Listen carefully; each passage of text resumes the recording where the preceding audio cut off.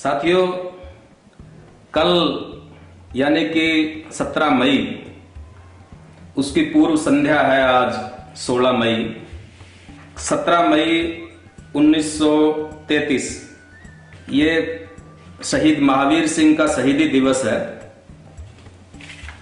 उसकी पूर्व संध्या पे हम उनके बारे में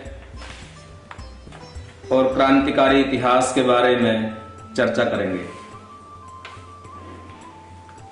क्रांतिकारी इतिहास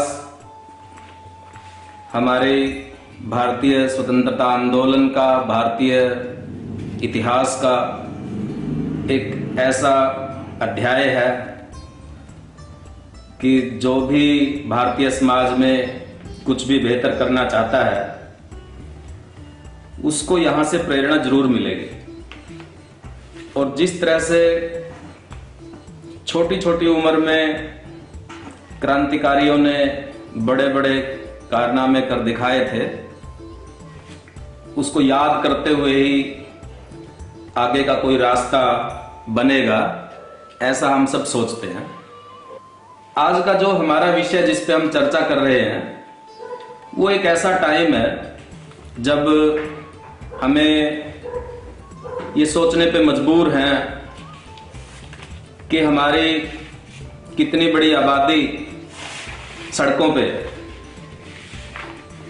उसके लिए ना रोटी है, ना घर बार है और ना लाइफ सिक्योरिटी है। तो ये सवाल हमारे दिमाग में जो भी संवेदनशील व्यक्ति हैं और जिन्होंने अपना ज़मीर मार नहीं लिया है, उन सबके दिमाग में सवाल जरूर उठता है कि क्या हमारे शहीदों ने, स्वतंत्रता सेनानियों ने ये दिन देखने के लिए आजादी प्राप्त की थी। वो बात हमें याद आती है तो उसी समय पे स्वतंत्रता आंदोलन का पूरा संदर्भ और विशेष तौर पे क्रांतिकारी इतिहास वो हमें बार बार सोचने पे मजबूर करता है कि आखिर हमारी राजनीतिक व्यवस्था में, हमारी प्रशासनिक व्यवस्था में कौन सी ऐसी बातें रह गई जिसकी वजह से फिर से एक दूसरे स्वतंत्रता आंदोलन की जरूरत महसूस की जा रही है। और वो कौन से ऐसे मुद्दे थे, बातचीत थी और इन शहीदों में कौन सा ऐसा आकर्षण था जिस बहुत कम संख्या में होते हुए भी जिन्होंने अपने समय की चेतना को, लोगों की इमेजिनेशन को अपने तरफ ध्यान आकर्षित किया था। ये सब चीजें हमें बार बार पीछे की तरफ लेकर के जाती हैं। वहां से हमें कुछ ना कुछ रोशनी, कोई जज्बा, उत्साह, ये सब चीजें वहां बार बार हमें उस इतिहास में ये चीज ले जाती है। साथियों, मैं इसकी 2-3 चीजों के बारे में बात रखेंगे।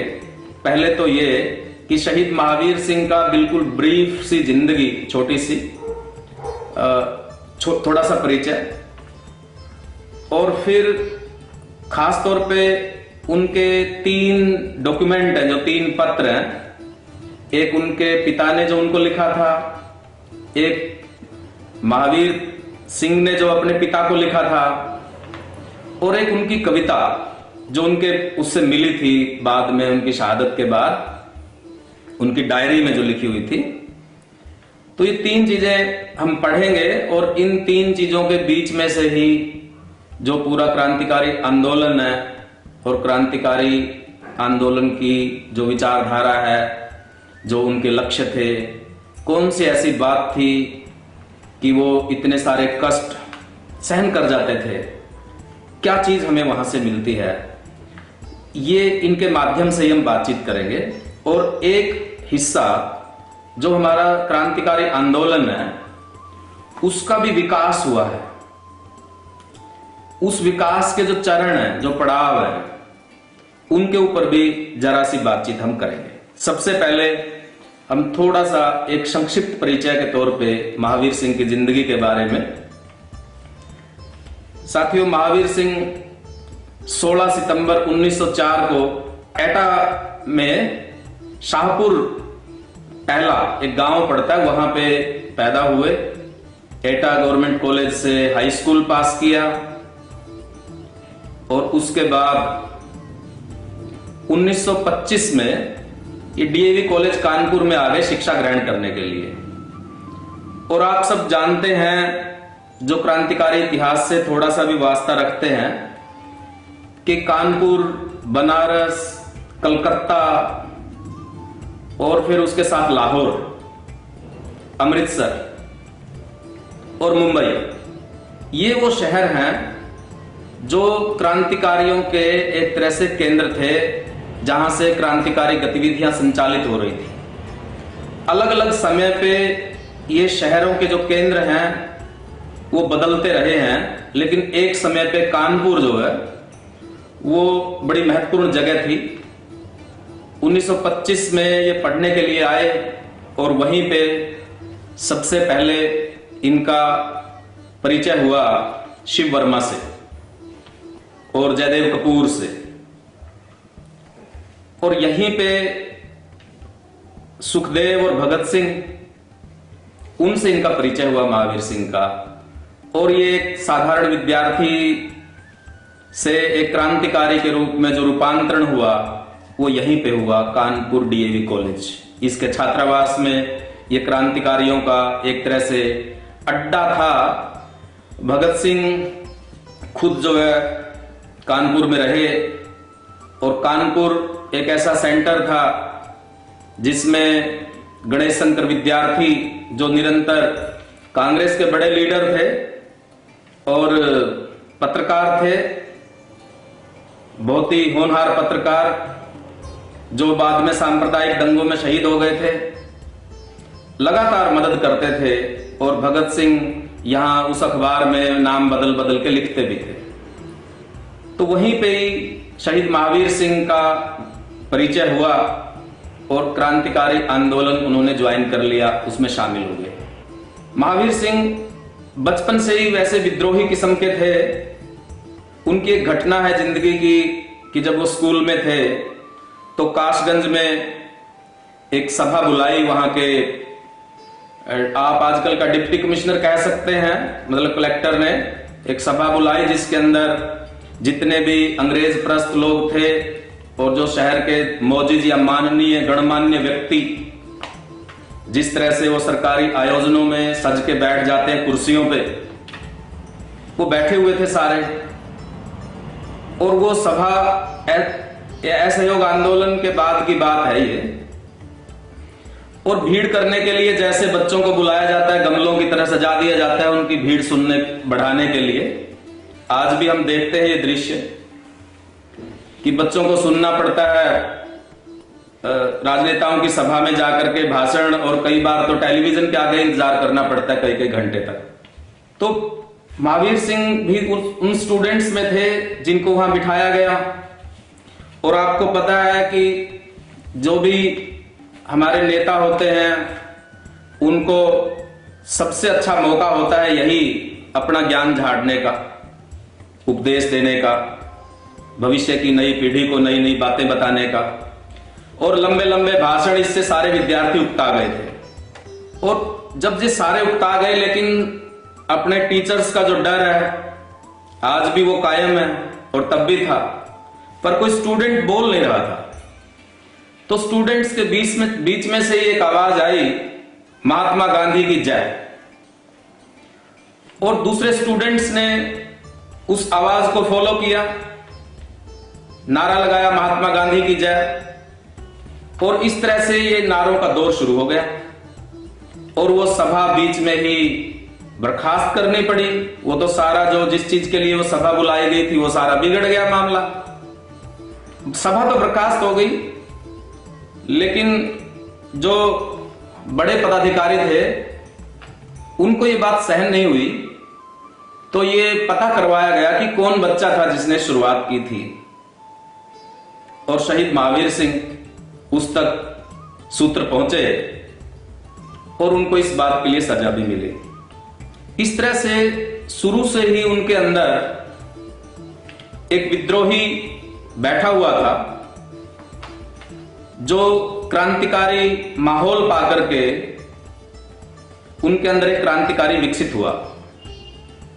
और ये वो समय था, याद करिए काकोरी कांड, कि काकोरी नाम की एक छोटी सी जगह पे जब 10 क्रांतिकारियों ने सरकारी खजाना लूटा, और उसके बाद जिस तरह से, हालांकि उसमें कोई ज्यादा धन तो नहीं मिला था, लेकिन अंग्रेजी सरकार ने इसको अपने लिए चुनौती समझा था और ढूंढ ढूंढ के सब क्रांतिकारियों को जो उसमें शामिल थे सबको पकड़ लिया था। और इसका क्रांतिकारी आंदोलन को एक बहुत बड़ा झटका लगा था। सिर्फ चंद्रशेखर आजाद और एक क्रांतिकारी और बचे थे जो अंग्रेजी सरकार की गिरफ्त में नहीं आए थे। लेकिन इस घटना ने उस आसपास के पूरे माहौल को, खासतौर पे नौजवानों को एक उद्वेलन, एक आकर्षण उनके अंदर पैदा हुआ था और वो इस सब चीजों के बारे में जान रहे थे। और इसमें फिर फांसी भी हुई थी 4 लोगों को, राम प्रसाद बिस्मिल, अशफाकुल्ला खान, रोशन सिंह, राजेंद्र लाहिड़ी। ये उस समय का माहौल था और ये सब कानपुर, बनारस, इसके आसपास सब कुछ चल रहा था। लखनऊ, उस माहौल और अपनी विद्रोही प्रकृति, इसके अंदर से उनके अंदर, और जब भगत सिंह, शिव वर्मा, सुखदेव, जयदेव कपूर, इन सब साथियों का साथ मिला, उस बहस में शामिल हुए तो क्रांतिकारी बन गए। और 1928 में लाहौर ये आ गए, क्योंकि उस समय पे क्रांतिकारी आंदोलन में कुछ ऐसे साथियों की जरूरत महसूस हो रही थी जो कि गाड़ी चलाना सीख सके, गाड़ियों का काम सीख सके। तो महावीर सिंह लाहौर आ गए, लेकिन लाहौर आने के बाद महावीर सिंह हो गए बीमार। इनको खाना, इस तरह की वजहों से थोड़ी दिक्कत हुई तो ये काफी ज्यादा बीमार हो गए। और यहाँ पे ये इन्होंने मोटर का काम सीखा, लेकिन कमजोर बहुत हो गए। महावीर सिंह वैसे बड़े पहलवान किस्म के आदमी थे, जैसे भगत सिंह बहुत ताकतवर थे, वैसे ही महावीर सिंह भी जो क्रांतिकारियों में जो शारीरिक तौर पे ताकतवर थे उनमें एक थे। ये बात अंग्रेजी दस्तावेजों में भी है, और वैसे भी जब अनशन हुआ था क्रांतिकारियों का, भूख हड़ताल जेल के अंदर, तो ये वो व्यक्ति थे जिनको कम से कम आधा घंटा हर रोज लगता था जबरदस्ती दूध पिलाने में। और जब ये सैंडर्स मर्डर केस हुआ, लाहौर षड्यंत्र केस, जिसमें इनको सजा हुई थी, भगत सिंह, राजगुरु, सुखदेव को फांसी और 8 साथियों को, क्रांतिकारियों को आजीवन कारावास, जिनमें महावीर सिंह भी एक थे। तो ये वहां से, लाहौर से किसी तरह से निकल गए थे। लेकिन जब भगत सिंह और बटुकेश्वर दत्त ने दिल्ली में जो बम फेंका था, पर्चा फेंका था उसके साथ, उसके बाद पूरी तरह से जो धरपकड़ शुरू हुई थी, उसमें ये पकड़ लिए गए थे। ये भी कानपुर के कासगंज से, हीरालाल के मकान से कहते हैं कि वहां से इनको पकड़ लिया गया था जून 1929 में। फिर मुकदमा चला और ये फिर भूख हड़ताल हुई क्रांतिकारियों की, और ये इनका भी बहुत लंबा रिकॉर्ड है कि 63 दिन की, तो हम सबको पता है। एक साथी शहीद भी हो गए थे भूख के कारण, और लंबे लंबे अनशन जो है जिस तरह से हुए। खैर, उसके बाद भगत सिंह, सुखदेव, राजगुरु को तो फांसी हो गई और ये भेज दिए गए बेल्लारी जेल में, दक्षिण में, और वहां से बाद में भेजे गए अंडमान निकोबार अपने दूसरे साथियों के साथ। और वहां पे भी 1933 में, क्योंकि वहां भी जेल की हालत बहुत खराब थी, यहां 32 क्रांतिकारियों ने 32 जो लोग वहां पे मौजूद थे जेल में, अनशन शुरू कर दिया। और वहां के लोगों को कोई तजर्बा नहीं था, वहां की डॉक्टर्स को या वहां की टीम को, कि किस तरह से भूख हड़तालियों के साथ बर्ताव किया जाए। तो जबरदस्ती दूध पिलाने के लिए जो रबड़ की नाली बड़ा उत्पीड़नकारी होता था वो दूध की नाली जो है पेट में ना जाकर के फेफड़ों में इनके चली गई और इनकी उसी से मृत्यु हो गई। उसी दिन इनको समुद्र में बहा दिया गया। 2 गज जमीन भी महावीर सिंह को नसीब नहीं हुई। जो सबसे बड़ी बात है, जो 2-3 बातें, कि जब ये कानपुर पढ़ने के लिए आए तो जैसे कि होता था, इनके पिता की एक चिट्ठी आई कि भाई घर आ जा और तेरा रिश्ता पक्का करना है, शादी करनी है। तो इन्होंने, शिव वर्मा थे वहां पे, उनको कहा कि मैं तो अब भाग जाऊंगा यहां घर से और शादी नहीं करवाओ। लेकिन शिव वर्मा ने सलाह दी कि घर वालों को साफ साफ बताओ। तो इन्होंने एक छोटा सा पत्र लिखा अपने पिता को, और उस छोटे से पत्र में, उस पत्र का जो जवाब आया पिता का, वो बड़ा इंपॉर्टेंट है। उस पत्र को मैं आपको पढ़ के सुना रहा हूं, आप ध्यान से सुनना, क्योंकि 2 पत्र हम पढ़ेंगे। एक छोटा सा पत्र है इनके पिता देवी सिंह का, और फिर एक महावीर सिंह का जो इन्होंने अंडमान निकोबार से पत्र लिखा था अपने पिता को। तो उनके पिता ने क्या लिखा: मुझे यह जानकर बड़ी खुशी हुई कि तुमने अपना जीवन देश के काम में लगाने का निश्चय किया है। मैं तो समझता था कि हमारे वंश में पूर्वजों का खून अब नहीं रहा और उन्होंने दिल से गुलामी कबूल कर ली है। तुम्हारा पत्र पाकर आज मैं अपने को बड़ा भाग्यशाली समझ रहा हूं। शादी की बात जहां चल रही थी, उन्हें आज जवाब लिख दिया है। निश्चिंत रहो, मैं ऐसा कोई काम नहीं करूंगा जो तुम्हारे मार्ग का बाधक हो। देश की सेवा का जो मार्ग तुमने चुना है वह बड़ी तपस्या का और कठिन मार्ग है, लेकिन जब तुम उस पर चल ही पड़े हो तो पीछे न मुड़ना, साथियों को धोखा मत देना और अपने बूढ़े पिता के नाम का ख्याल रखना। तुम जहां भी रहोगे, मेरा आशीर्वाद तुम्हारे साथ चलेगा।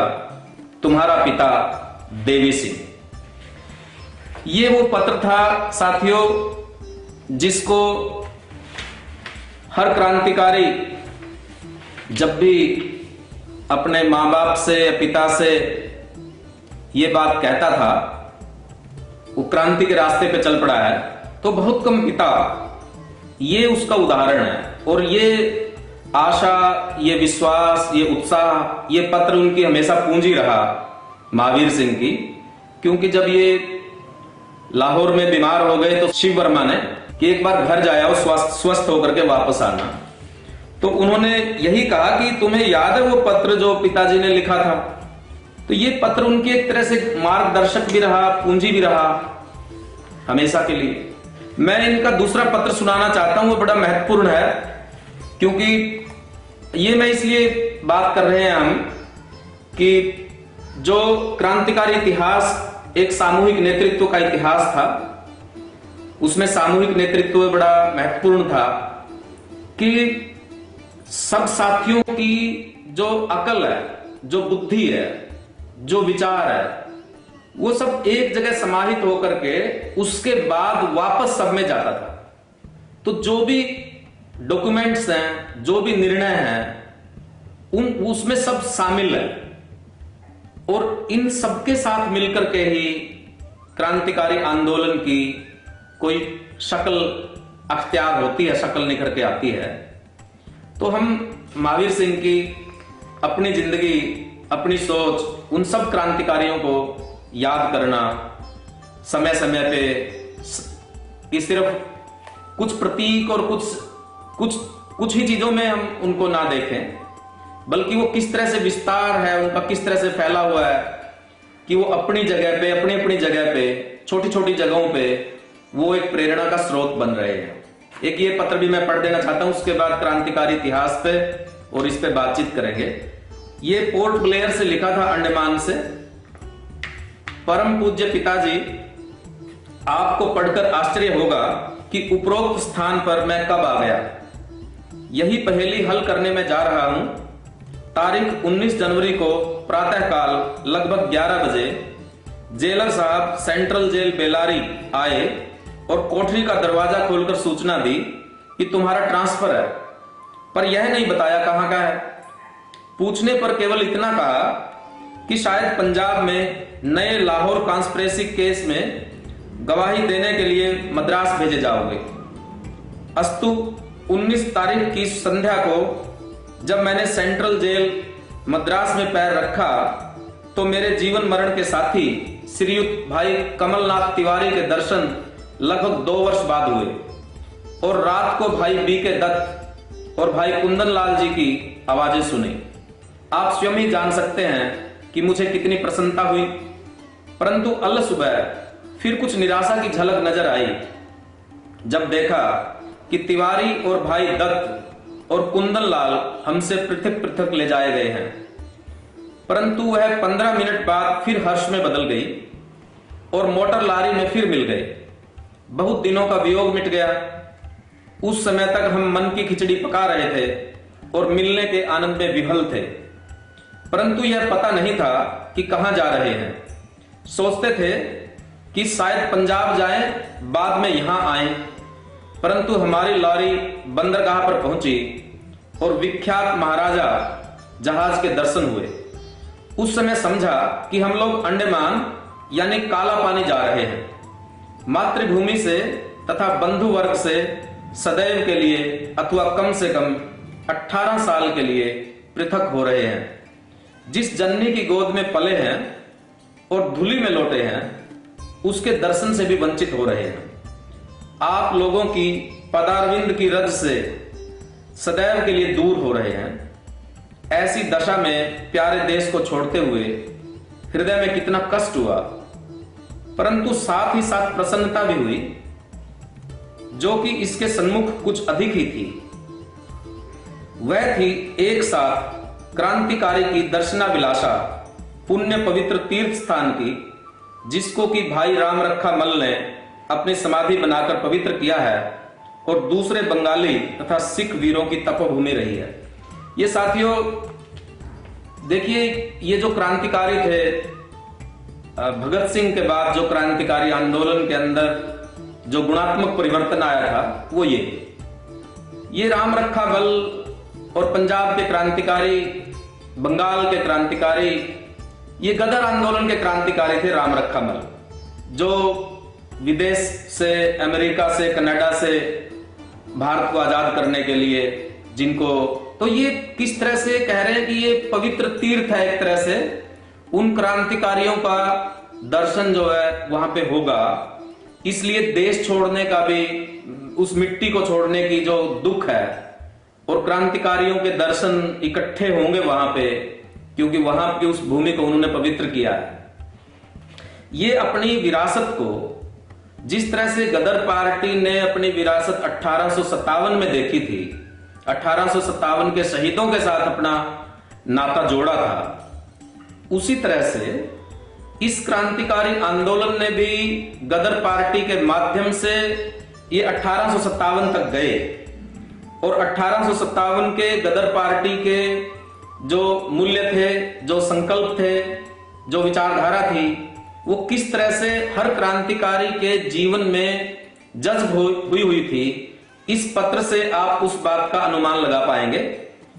तो ये मैं सिर्फ इस बात के लिए याद करवाना चाहता था कि राम रखामल कौन थे, और साथ ही आशा थी कि हमारे जीवन के बंधुगण सर्वदा साथ रहेंगे और भी अनेक अपने कंधे से कंधा सटाने वाले भाइयों के दर्शन होंगे कि दूसरे क्रांतिकारियों से भी मिलेंगे।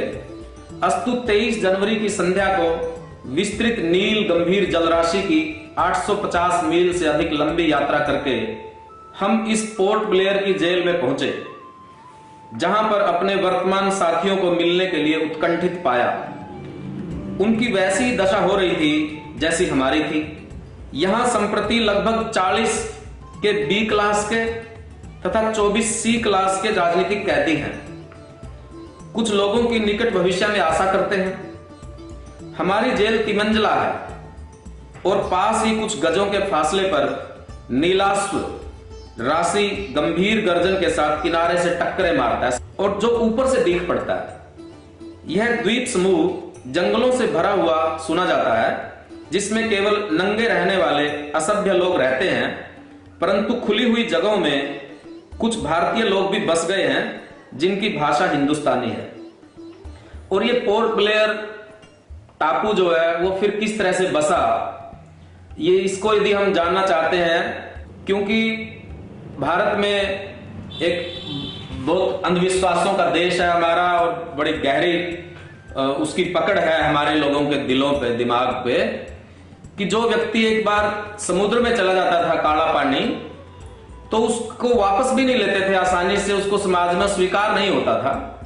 इसलिए यदि कोई कैदी किसी भी कारण से, चाहे वो क्रांतिकारिता के संकल्पों की वजह से या कोई अन्य अपराधों की वजह से वहां चला गया, तो क्योंकि वापस उसकी स्वीकार्यता अपने समाज में होगी कि नहीं होगी ये अनिश्चय था, इसलिए वहीं पे ही बसते चले गए।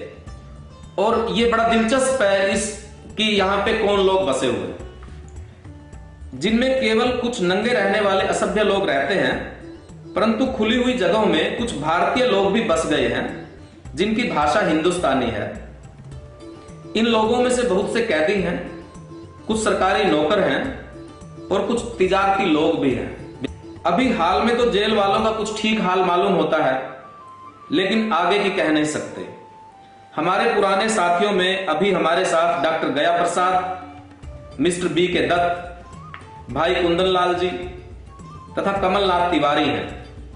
बाकी 3 साथी अभी मद्रास सूबे में होंगे, जो कि शायद अभी हंगर स्ट्राइक पर होंगे। हमारे में 3/4 से अधिक संख्या बंगाल प्रदेश वालों की है। पूज्यवर, शायद आप निश्चिंत होंगे कि मैंने इतने दिनों से पत्र क्यों नहीं लिखा। इसका कारण भी घनघोर घटाएं जो कि चारों ओर मंडरा रही थी, तनिक भी शांति का अवसर नहीं देती थी। इसी कारण मैं उनमें फंसकर पत्र लिखने का सुयोग न पाया। अब यह बहुत दिनों बाद पत्र लिख रहा हूं, जिससे आप शांति लाभ करेंगे। परंतु पिताजी, आप शांति हर दशा में रखें, क्योंकि आप जानते हैं कि हमें कष्टों में आनंद और सुख मालूम होता है। कष्टों में आनंद और सुख मालूम होता है। अब कुछ इस कारागार में वास करने तथा अपने ध्येय को सम्मुख रखते हुए कष्ट भी सुख ही प्रतीत होता है, और यही है हमारा जीवन।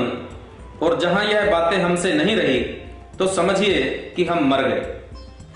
ये बड़ी इंपॉर्टेंट बात है कि जो अपने लक्ष्य के प्रति कमिटमेंट है, कि यदि ये बातें, वो ध्येय जिसके लिए हम लड़ रहे हैं, ये वो नहीं रहा तो समझो हम मर गए। इसलिए आप या हमारी पूज्य बुआ जी तथा माता जी इस बात का ध्यान रखते हुए कभी कोई चिंता ना करें और सर्वदा शांतिपूर्वक आनंदित रहें। प्यारे भाई का क्या हाल है, इसकी सूचना शीघ्र दीजिएगा। उसे केवल वैद्य ही बनने का उपदेश न देना। ये इनके पिता देवी सिंह जी वैद्य थे और वो कह रहे हैं कि अपने भाई को क्या बनाएं। जिस तरह से भगत सिंह ने अपने छोटे भाई कुलतार को पत्र लिखा था, उसमें 2 बातें कही थी भगत सिंह ने कुलतार के लिए, कि एक तो अपना स्वास्थ्य का ध्यान रखना और एक शिक्षा का ध्यान रखना। ये 2 चीजें बड़ी इंपॉर्टेंट है। इन क्रांतिकारियों ने अच्छी तरह महसूस कर लिया था, यदि आप शारीरिक तौर पर स्वस्थ हैं तभी आप जो दमन है उसका मुकाबला कर पाएंगे, उस दमन को सहन कर पाएंगे। आंतरिक बल और शारीरिक बल दोनों जरूरी चीजें हैं। इसलिए व्यायाम करने की, इस बात की वो सलाह देते थे हमेशा उसे केवल वैद्य ही बनने की उपदेश न देना कि सिर्फ जैसे आप डॉक्टरी कर रहे हो, वैद्यगिरी कर रहे हो, वैसा नहीं देना, पर साथ ही साथ मनुष्य भी बनना भी बतलाना। ये इंपॉर्टेंट बात है क्रांतिकारियों की, मनुष्य बनना भी बतलाना। आजकल मनुष्य वही हो सकता है, और फिर उसकी परिभाषा दी है कि मनुष्य कौन हो सकता है। आजकल मनुष्य वही हो सकता है जिसे वर्तमान वातावरण का ज्ञान हो। मनुष्य वही हो सकता है जिसे वर्तमान वातावरण का ज्ञान हो, जो मनुष्य के कर्तव्य जानता ही ना हो परंतु उसे पालन भी करता हो। उसे सिखलाना कि उसका जीवन उसका नहीं परंतु समाज का है, उसका जीवन समाज का है परंतु समाज का है। इसलिए समाज की धरोहर को आलस्य तथा आराम तलबी और स्वार्थपरता में डालकर समाज के सामने कृतघ्न साबित ना हो। इससे शारीरिक तथा मानसिक दोनों ही प्रकार उन्नति करता रहे, क्योंकि दोनों आवश्यक हैं। शारीरिक पौष्टिक अन्न तथा व्यायाम से तथा मानसिक अध्ययन से। उसे आजकल के वातावरण का ज्ञान करने के लिए और फिर उस ज्ञान को प्राप्त करने के लिए क्या करे, उसके औजार क्या हो, सामग्री क्या हो, ये भी वो बता रहे हैं। उसे आजकल के वातावरण का ज्ञान करने के लिए समाचार पत्र तथा ऐतिहासिक, सांपत्तिक तथा राजनीतिक, सांपत्तिक मतलब अर्थशास्त्रीय जैसे, तथा राजनीतिक सामाजिक पुस्तकों का अवलोकन को कहिए कि इन सारी पुस्तकों को पढ़े हो, ऐतिहासिक, सामाजिक, आर्थिक सब चीजों को धारण करें अपने अंदर। फिर उन्होंने बड़ी एक इंपॉर्टेंट बात कही जो मैं पढ़ने वाला हूं, ये बड़ी इंपॉर्टेंट बात। समाज से मेरा मतलब आर्य समाज अथवा अन्य संकीर्णता व्यंजक समाज से नहीं है। जब वो कह रहे हैं कि समाज का संपत्ति है आपका जीवन, उसको आलस्य में, स्वार्थपरता में बर्बाद ना करें, तो समाज से क्या अभिप्राय है? समाज से मेरा मतलब आर्य समाज अथवा अन्य संकीर्णता व्यंजक समाज से नहीं है, परंतु जन साधारण का है। क्योंकि ये धार्मिक समाज मेरे सामने संकीर्ण होने के कारण कोई भी मूल्य नहीं रखते हैं, और साथ ही इस संकीर्णता तथा स्वार्थपरता तथा अन्यायपूर्ण होने के कारण सब धर्मों से दूर रहना चाहता हूं और दूसरों को भी ऐसा उपदेश देता हूं। ये पूरे क्रांतिकारी आंदोलन की आंतरिक चेतना है धर्म के मामले में, कि किस तरह से ये संगठन बने, जाति के आधार पर बनने वाले संगठन, धार्मिक आधार पर बनने वाले संकीर्ण किस्म के संगठन। ये जो वो कह रहे हैं कि अपने भाई के लिए कह रहे हैं कि समाज से मेरा अभिप्राय आर्य समाज या किसी अन्य संकीर्ण समाज से नहीं है, बल्कि एक जनसाधारण से है, कि उसकी जिंदगी जनसाधारण के लिए है। बड़ी विडंबना है आज के दिन, क्योंकि महावीर सिंह को भी महावीर सिंह राठौर के तौर पे जाना जाने लगा है, क्योंकि वो एक राजपूत परिवार से ताल्लुक रखते थे, क्षत्रिय। इस तरह से जो संकीर्णतावादी शक्तियां हैं वो इन शहीदों को भ्रष्ट कर रही हैं और इनके नाम पे इनका इस्तेमाल कर रही हैं अपनी राजनीति के लिए। लेकिन उन्होंने जो लिखा है ये स्पष्ट तौर पे लिखा है। फिर वो क्या कहते हैं आगे, बड़ी महत्वपूर्ण बात है कि साथ ही संकीर्णता, स्वार्थपरता और अन्यायपूर्ण होने के कारण सब धर्मों से दूर रहना चाहता हूं, दूसरों को भी ऐसा उपदेश देता हूं। केवल एक बात मानता हूं, उसको सबसे बढ़कर तथा मनुष्य तथा समाज का कल्याणकारी समझता हूं। मनुष्य तथा प्राणी मात्र के साथ कर्तव्य बिना किसी जाति भेद, रंग भेद, धर्म तथा धन भेद के। ये है सोच। क्रांतिकारी आंदोलन का सूत्र वाक्य है ये कि मनुष्य और प्राणी मात्र जो पूरी नेचर है, पूरा ब्रह्मांड है, पूरा जीव जगत है, उसके प्रति बिना किसी भेदभाव के, बिना किसी रंग भेद के, बिना किसी धर्म भेद के, बिना किसी धर्म भेद के उसके प्रति कर्तव्य निभाना, वही मेरा उपदेश बेटी सिरोजनी को है और दूसरे हमारे भाइयों को है कि अपना जीवन समाज के लिए लगाएं। ये उन्होंने कहा और ये बताया समाज क्या होता है और किस तरह की संकीर्णताओं से बचें, ये भी बता दिया। और फिर आगे भी बड़ी इंपॉर्टेंट बात कही है, पूज्यवर, आज जब मैं देखता हूं कि सब बहनें समाज की सेवा के लिए अपने को तन मन धन से लगाए हुए हैं। अभागा मैं ही ऐसा हूं जिसके ऐसी कोई बहन नहीं। यद्यपि यह मेरी संकीर्णता है, क्योंकि अपने मन के अनुसार दूसरी बहनें भी अपनी ही हैं और वैसी ही समझता हूं, परंतु मैं उनकी संख्या में बढ़ती चाहता हूं, जिसकी कुछ आशा मैं अपनी पूजनीय जिया मेहताब कुंवरी से करता था। उनका बहुत समय से कोई समाचार नहीं पाया है। यदि हो सके तो मेरा चरण स्पर्श कहिएगा। श्रीमान दादाजी सरदार सिंह जी को, जो मेरे पहल गुरु और आपके शिष्य हैं, सादर प्रणाम कहें। धनराज सिंह का हाल लिखना, चाचा वर्ग तथा सब माताओं को चरण स्पर्श, भाइयों को नमस्ते, पूज्य बुआ जी तथा माता जी को प्रणाम, लली दोनों बहनों को, मुंशी जी को नमस्कार, भांजे तथा भतीजों को प्यार। इति शुभम। पत्र शीघ्र भेजिएगा। पता Mahavir Singh, PI 68, Cellular Jail, Port Blair, Andaman. आपका आज्ञाकारी पुत्र महावीर सिंह। साथियों, ये पत्र महावीर सिंह ने अपने पिता को लिखा जब वो सेल्युलर जेल में, अंडमान निकोबार उस जेल में पहुंच गए। तो वहां उसके बाद ये पत्र लिखा, और उसके बाद ही इनकी जो भूख हड़ताल है वो शुरू हो गई थी, उसके कुछ समय के बाद ही।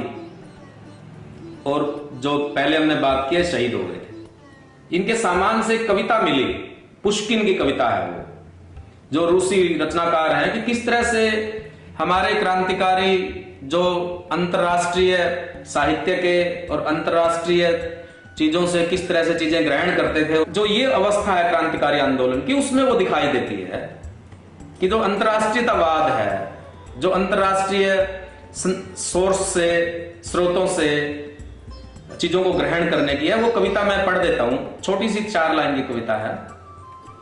मैंने देखा मृत्यु निमंत्रण उसके द्वारे आया, मैंने देखा मृत्यु निमंत्रण उसके द्वारे आया, अत्याचारी से आगे बढ़ जो पहले टकराया। बंद हो गया है मेरा भी आज भाग्य का द्वार, बंद हो गया है मेरा भी आज भाग्य का द्वार। लेकिन कहो बिना बलि किसने पाया आजादी उपहार, लेकिन कहो बिना बलि किसने पाया आजादी उपहार। मातृभूमि के लिए खुशी से देता हूं मैं प्राण, इसका मुझको पूर्ण ज्ञान है, यह मेरा अनुमान। और पिता, मैं अपने दिल से महानाश के उस समुद्र नक्षत्र राशि की पूजा करता हूं, वर्ता। साथियों, ये महावीर सिंह का पत्र और उनके उससे मिली ये कविता, ये हमें बता रही है इस सारे उसमें, और किस तरह से जो इस समय का जो क्रांतिकारी आंदोलन है, जिसमें महावीर सिंह जिसकी उत्पत्ति है, क्योंकि ये 1925 के बाद 26, 27, 28 में बल्कि जुड़े इस क्रांतिकारी आंदोलन से, और तब तक जो क्रांतिकारी आंदोलन है वो अपनी एक अगली अवस्था में पहुंच चुका था। यदि हम क्रांतिकारी आंदोलन को देखें, 1897, आप याद करिए, उस टाइम पे प्लेग फैला हुआ था, और जिस तरह से आज ये पूरी महामारी का हम शिकार है, और जिस तरह की अव्यवस्था हमें दिखाई दे रही है, जिन्होंने ठीक करना था, इसको व्यवस्थित करना था, उस समय पे भी इसी तरह की अव्यवस्था थी। और उस अव्यवस्था के कारण बहुत भारी रोष था, और चापेकर बंधुओं ने, जो मुंबई के, महाराष्ट्र पूना के जो बड़े अधिकारी थे, उनकी गोली मार के हत्या की थी। वहां से एक तरह से जो सशस्त्र आंदोलन है, उससे हम शुरुआत मानते हैं, वो उसकी सबसे पुरानी अभिव्यक्ति है।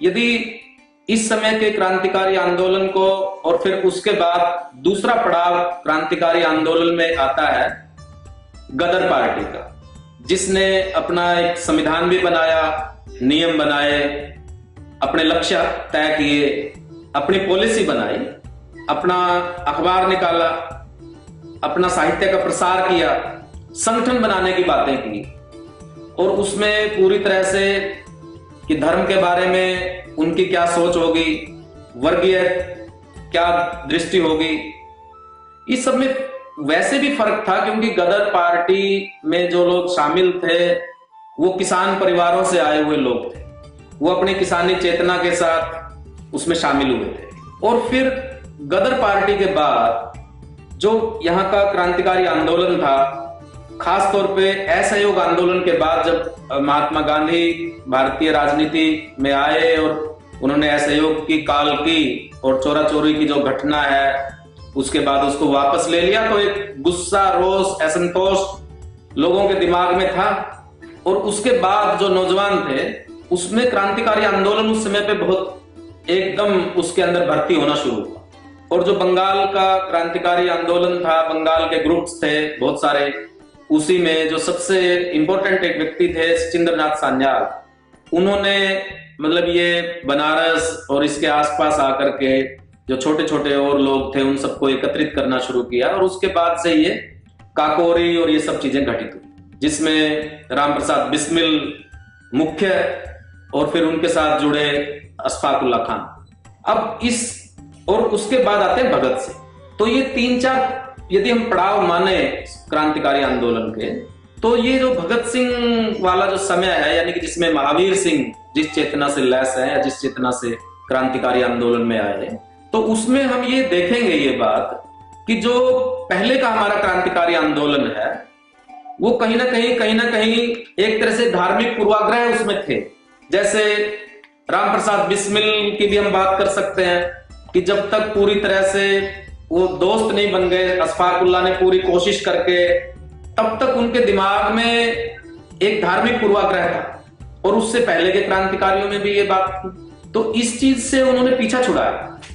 ये जो धार्मिक पूर्वाग्रह थे, इससे एक तरह से ये चेतना आगे बढ़ी हुई थी। एक तो ये अलग करती है इन क्रांतिकारियों को अपने जो पूर्व के जो क्रांतिकारी आंदोलन है उसमें ये गुणात्मक परिवर्तन आ रहा है। दूसरा कि जो भगत सिंह में ये काफी बदलाव आप देखेंगे खुद भगत सिंह के अंदर ही, कि जो लोगों से जुड़ाव है, कि जो जनता से संपर्क ना होने के कारण ही क्रांतिकारी आंदोलन की, क्रांतिकारियों की कोई पहचान नहीं बन पा रही। तो कैसे लोगों से जुड़ा जाए, किस तरह से लोगों के साथ संपर्क बने, ये एक बात दिखाई देती है कि सिर्फ क्रांतिकारी ही क्रांति नहीं करेंगे। यद्यपि इस पूरे क्रांतिकारी आंदोलन में है कि मजदूरों को और किसानों को संगठित करें, उनके संगठन बनाएं, या सिर्फ कुछ लोगों को संगठित रखें। कुछ लोग पहलकदमी करेंगे और क्रांति कर देंगे, कुछ लोग विचारधारा से लैस हो जाएं, कमिटेड हो जाएं, उनसे क्रांति हो जाएगी, इस आदर्शवाद के साथ, या व्यापक जनसंगठन बने। ये बहस का मुद्दा निरंतर है इस उसके दौरान। और उसके बाद से तो जब ये आंदोलन बिखर गया भगत सिंह की फांसी के बाद, और जो महत्वपूर्ण दूसरे लोग थे वो सबको लंबी सजाएं हुई, उसके बाद जिस तरह से ये बिखराव आया इस क्रांतिकारी आंदोलन के अंदर, तो ये एक तीसरा पड़ाव एक तरह से ड्यू था, जिसको हम कहते हैं कि अब ये आंदोलन जो है व्यापक रूप ग्रहण करेगा। लेकिन हम क्योंकि कल्पनाओं में तो कोई बात नहीं कर सकते, हाइपोथेसिस तो इन चीजों में होता नहीं, इतिहास में ऐसा नहीं होता तो वैसा हो जाता, ऐसा नहीं करते तो वैसा नहीं करते, ये तो बातें यूजलेस होती हैं हिस्ट्री पे। लेकिन अभी तक के आंदोलन में कि जो चाहे इनका अंतरराष्ट्रीय दृष्टिकोण का सवाल है, चाहे लोगों से जुड़ने की इच्छा है, चाहे धार्मिक मसलों पे जो सवाल है, चाहे जो इनकी अंतरराष्ट्रीयतावाद है कि जिस तरह से, क्योंकि बहुत यदि क्रांतिकारी इतिहास में जाएंगे तो इस तरह की योजनाएं मिलेंगी, हालांकि कुछ ना कुछ ऐसी घटना घट जाती थी कि वो सफल नहीं हो पाती थी कि 1000 लोगों को रूस में भेजा जाए ताकि वहां पे वो ट्रेनिंग करके फिर यहाँ पे आए, और इसकी बातचीत भी हो गई थी स्टालिन के साथ। इस तरह की चीजें इसमें मौजूद है। लेकिन उससे पहले ही कुछ और घटना घट गई तो वो नहीं सिरे नहीं चढ़ पाई। तो ये आंदोलन, क्रांतिकारी आंदोलन का ये जो दौर है, ये जो चरण है, इस चरण में किसका शासन होगा ये निरंतर विकसित हो रहा है। और जो अपनी वर्ग चेतना है, क्योंकि जो भगत सिंह के नेतृत्व में जब समाजवादी शब्द जोड़ा गया हिंदुस्तान प्रजातांत्रिक संघ के बीच में, हिंदुस्तान समाजवादी प्रजातांत्रिक संघ, ये समाजवादी शब्द जब जोड़ा गया, इस पे पूरी बहस है क्रांतिकारियों के अंदर ही। ये एकदम स्वीकार नहीं हुआ। यदि उस समय की उस घटना को देखें जो फिरोजशाह कोटला में 8-9 सितंबर को मीटिंग हुई, उसमें बंगाल के क्रांतिकारी तो शामिल ही नहीं हुए थे और वो बल्कि नाराजगी भी प्रकट कर रहे थे। जो उनको न्योता देने के लिए गए थे शिव वर्मा, उनको डांट भी लगाई कि तुम ऐसे कैसे कर रहे हो और ये वो, और काकोरी का भी तुमने बिना पार्टी की इजाजत के किस तरह से किया। एक पूरी बहस थी क्रांतिकारी आंदोलन के अंदर इन सारे विषयों को लेकर। तो एक लक्ष्य स्पष्ट हो रहा था, क्योंकि भगत सिंह अपनी चेतना में काफी आगे बढ़े हुए थे, इसलिए वो सबको एक नेतृत्व प्रदान कर रहे थे। और इसको एक वैचारिक आकार है, वैचारिक ठोस रूप है, भविष्य की रणनीतियां और किस तरह से चलेंगी, वो उसके ऊपर नजर रखे हुए थे। यद्यपि इस सारी उसके बावजूद भी कि भारतीय समाज के साथ क्रांतिकारी आंदोलन का क्या स्वरूप बनेगा, एक ही पर्चा है, फिलोसफी ऑफ बम का दर्शन, जो कि जवाब में लिखा गया है। क्योंकि गांधी जी ने एक लिखा था एडिटोरियल, बम की संस्कृति, ये उसका जवाब देने के लिए लिखा गया था कि हिंसा से क्या अभिप्राय है। यानी जो उस समय पे जो सवाल थे, उन सवालों पे अभी मंथन चल ही रहा था। समाजवाद की भी बहुत सारी किस्में थी उस टाइम पे। नेहरू भी समाजवाद की बात करते थे उसी समय पे, बाद के नेहरू की बात नहीं मैं कह रहा। तो ये समाजवाद से क्या अभिप्राय है, किस तरह का समाजवाद होगा, ये अभी आकार ले ही रहा था इस पूरे क्रांतिकारी आंदोलन के दौरान। लेकिन ये एक बहुत बड़ी बात थी, समाजवाद का आना, अपने लक्ष्यों को स्पष्ट करना। पवन कुमार आर्य जी कह रहे हैं कि डॉक्टर अंबेडकर जी ने लाहौर षड्यंत्र केस क्यों नहीं लड़ा। अब यही एक बात होती है कि आप जो है, जिसको कहते हैं ना पंजाबी में बसूड़ी पाना, कि यदि ये पूछे कि भाई भगत सिंह ने मनुस्मृति क्यों नहीं जलाई, यदि इसके काउंटर एक सवाल पूछा जाए, ये पूरे एक बात को इसी तरह से चीजों में उलझाया जाता है। इसलिए साथियों, भगत सिंह वर्सेस अंबेडकर करने की बजाय ये सबसे मिलकर के ही एक आंदोलन बनता है।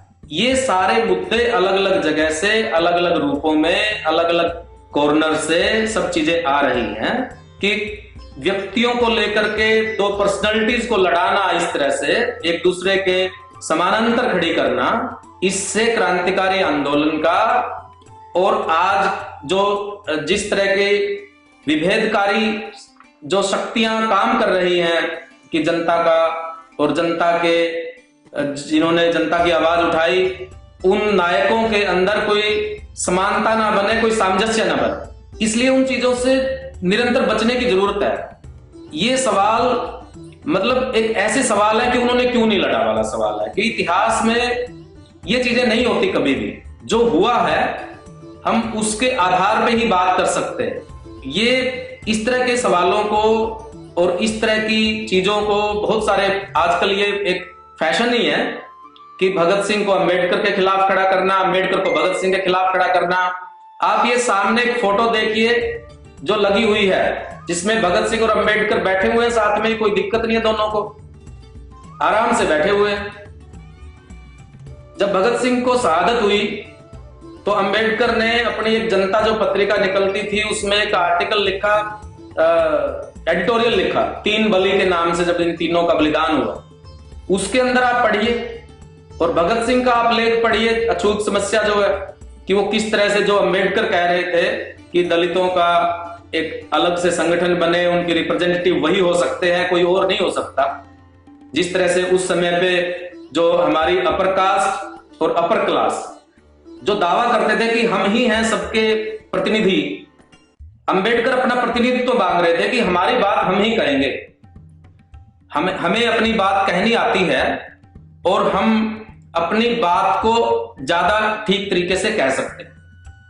ये जो अपनी आवाज मांगना है, और बहुत सारे लोग उसी के बीच में संरक्षण का दावा कर रहे थे, बड़े बड़े नेता।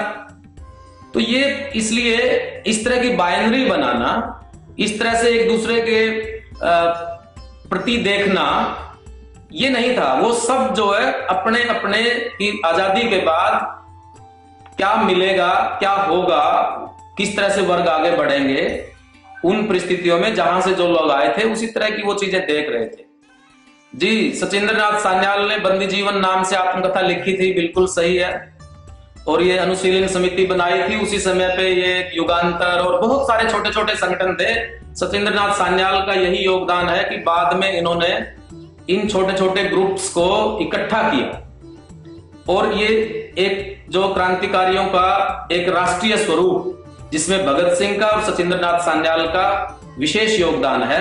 जब भगत सिंह क्रांतिकारी आंदोलन में नेतृत्व के अंदर आए तो उन्होंने जिस तरह से विजिट किया कि वो सब लोगों से मिले कि किस तरह से सबको इकट्ठा होने की जरूरत है, क्या क्रांतिकारी शक्तियों को आजादी के आंदोलन से क्रांतिकारी किस रूप में प्रेरणा लेनी चाहिए। चंदी जी कह रहे हैं क्योंकि अभी तक क्रांतिकारी इतिहास को क्रांतिकारी आंदोलन के नेता नहीं, इस गौरवशाली इतिहास को नहीं पढ़ाते, फौरी इश्यूज पर ज्यादा बात की जाती है या फिर कुछ।